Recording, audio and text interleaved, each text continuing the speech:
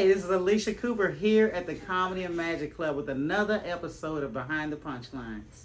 What inspired me to become a stand-up comedian? Well, I think what really happened was I saw HBO's Def Comedy Jam in the early to mid 90s, and everybody was my age and they looked like me, and I thought that they were just improvising. I didn't realize that they had crafted an act for years and this was the first time you were seeing it.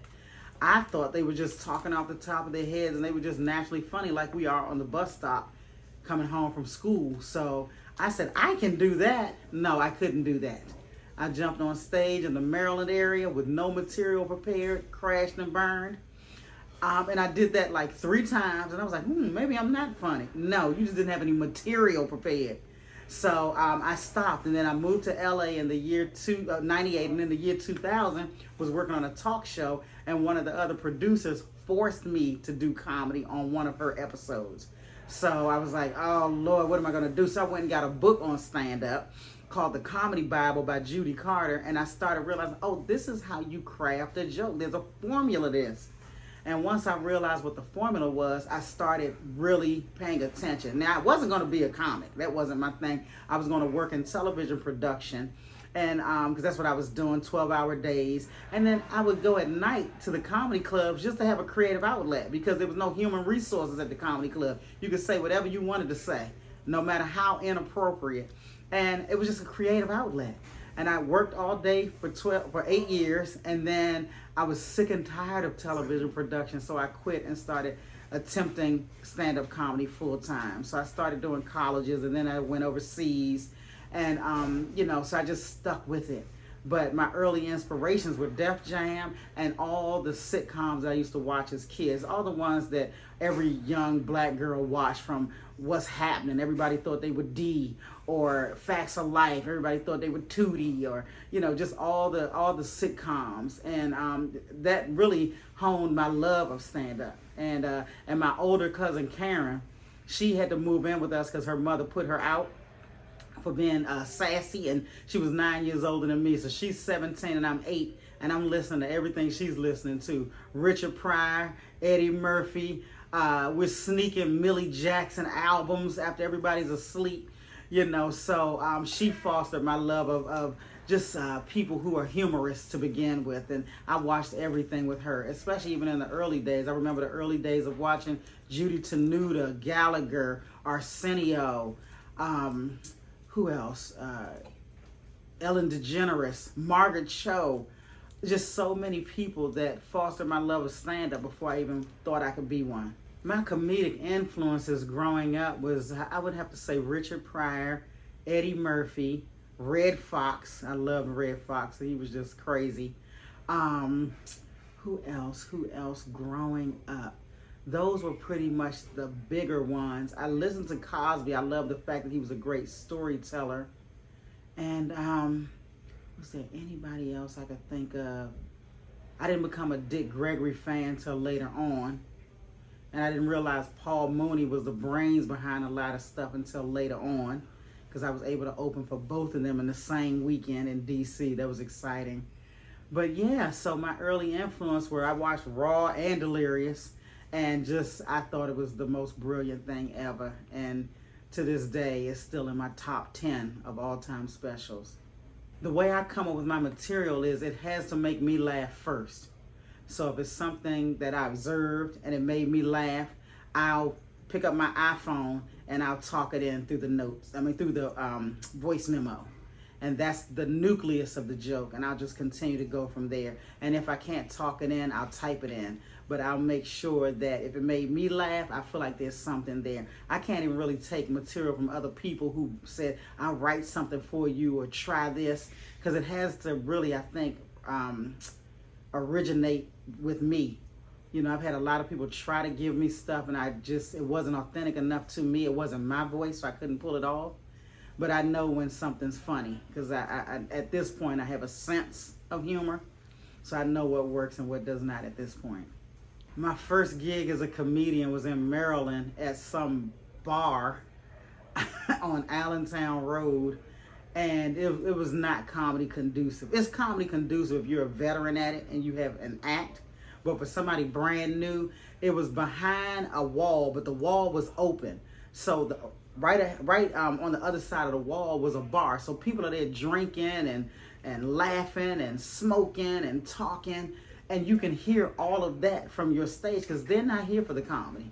And there's no door separating y'all. So it's like, yeah, Earl, and how you hear blenders. You know, it's so noisy. You should never do comedy there. But it would throw me off regardless. It was too noisy. I couldn't concentrate. I didn't have an act. But the good thing about starting comedy in the suburbs of Maryland is that they don't boo you. They're just silent. And they killed me with silence. I might have rather been booed. Oh my goodness, yes, I've had a nightmare performance. I was filming a DVD taping for a Christian comedy DVD, and I'd only been doing comedy about 2 years, and they were taping it in downtown LA, and it was like 100 degrees that day. So they had fans going because they couldn't have the air conditioner on, and every time they would tape, they would have to turn the fan off. And when they turned that fan off, it was like you were in a sweat lodge. So my hair was sweating out, my makeup was sweating out. It was absolutely miserable. So now it's my time to perform, and they have the fan going, and then they cut the fans off, cut everything off, and now action. And I'm supposed to perform, and if my mind is like an egg is being fried on the top of my head, and that egg is my brain just sizzling. Next thing I know, I just ran off the stage in the middle of the taping.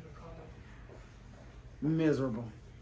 Comedy has changed since I began because now audiences are more sensitive. Everybody's been told they need to be an ally to this community or an ally to that community. You got to be an ally to the fat community. You got to be an ally to the gay community. You got to be an ally to the black community. So everything you say now, they're too sensitive. So you're hearing all these groans where you used to hear punchlines. And I'm like, I am not having fun here. So that's the difference in the beginning of my career and now. The beginning, you could say whatever you wanted to say as long as it was funny. Because if it's not funny, it comes across as mean. But if it's funny, it's funny. And I don't feel like any one group should be off limits because we all live in the same society. So if you can't talk about this group, then next you can't talk about that group, and then you can't talk about anybody. So then how do we work? How do we do our jobs? You know, as long as you know that we're not saying things to be harmful or mean, or we're just telling you something from our point of view that we think is funny. You know, but now it's such a different time because everybody's so sensitive, you know, so you just got to tread lightly. I think the secret to connecting with your audience is being authentic. You know, just tell the truth up there. People can tell when you're not telling the truth, and they smell fear. So I think authenticity will always win out in the end. And confidence. Don't get up there looking scared. Just get up there and say what you have to say. Make sure you have punchlines. If you don't have punchlines, it becomes a TED Talk. And I think the rest will fall into place. One misconception that people have about stand-up comedy is that it's easy. And the reason people think it's easy is because great comics make it look easy. It is not easy. You know, it is not easy. No, we didn't go to school for it for tons of years like a surgeon. I mean, like to become a surgeon like a doctor does. But we do get on stage for a lot of years to become better and better and better in the same way. So our stage is our university. The stage is our college. And there's nothing easy about this. It is a real craft. It is a real art form. And it's a lot of hard work. How do you keep your material fresh after all these years? That's an interesting dilemma because I couldn't be a musical artist because they sing the same songs for 7 decades. I would jump overboard because I don't even like telling the same jokes more than 5 years because it bores me, it wears me out. That's why I'm always writing. But if you're going to tell an old joke, what I try to do is I try to add a new tag, or I try to do something to make it feel fresher, or I might change the names where, you know, it used to be Obama, but now it's Biden, but it's the same joke. So, you know, just anything you can do to make an old joke seem new audiences will relate to that better too, and you seem more current also. So it's just better to update your material as often as you can. But yeah, because we're not music artists. They don't want to hear the same stuff from us over and over again. Favorite comedy special of all time? I don't know if I have a favorite comedy special of all time because there's so many that I've liked. But I can say one person that I believe has had the biggest effect on me as a comic is the late Joan Rivers. Like, I really believe Joan set the tone for women. You know, she talked about how when she started, you couldn't say certain things. You couldn't say abortion. You know, there's a lot of words she couldn't even say. So they had to come up with metaphors and creative ways to say the same thing. But they had a lot of limitations when she first started. And she, being one of the earlier female pioneers, she had it hard. And she opened a lot of doors for the rest of us. And she was fearless. One thing she said, and I agree with, is never apologize for a joke. I get so annoyed when I see comedians apologize for a joke because it almost makes it seem like you were doing something awful on purpose. You know, like you're admitting that you were complicit in something nefarious. You're telling a joke. Either the joke works or it doesn't for that individual, but apologizing for it, that's one thing I really respected about Joan Rivers. You know, she was up there with the men. And I mean, just her career, she was always going. Joan didn't need to continue to work, but this was an art form that she loved. And she said, if you go away too long, they forget about you. So yeah, we'll never forget about you, Joan. How do I prepare for a big performance? Well, it starts with an enema. And then from there, I take 2 naps. And then I look over my material. Then I get in the shower, because you don't want to show up funky. And then I head out to my big performance and let the chips fall where they may. If I could collaborate with any comedian living or dead, it would definitely be Eddie Murphy. That man is so funny to me. I mean, he has always been funny. It's like when they say somebody's got it, that's who they're talking about. He has it. It doesn't even matter that he's been gone away from the stage for decades. I saw him at an acceptance speech at an award show. He had the people on the ground laughing just in his acceptance speech. He is a natural. And I mean, all the characters he plays, everything he does, it just seems so effortless. And I would really love to collaborate with him because he's at another level with his artistry. Something that I wish audiences knew about comedians is that we are comedians, but we are not clowns. People act like we're not supposed to have strong opinions about things or we're just supposed to be a yuck a minute.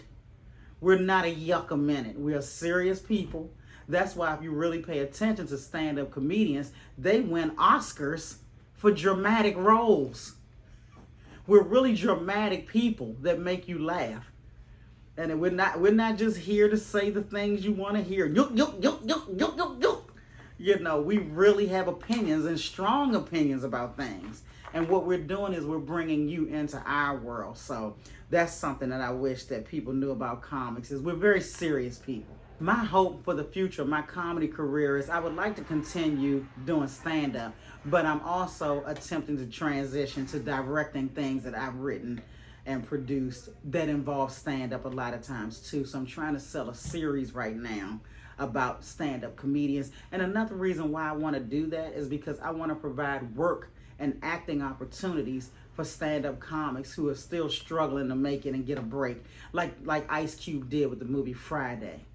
That movie has so many comedians in it, and all of them went to the next level after it. They were able to eat well, feed their families, make money on the road, and that's what I would like to do. I would like to create vehicles that hired other comedians and allowed them to make it to the next level in their careers. The advice I would give to aspiring comedians trying to find their unique voice is to be just that, unique. Do not sound like anybody else. Do not attempt to sound like anybody else. Do not steal anybody's jokes, because if they've said it, it's already been heard. Write your own material.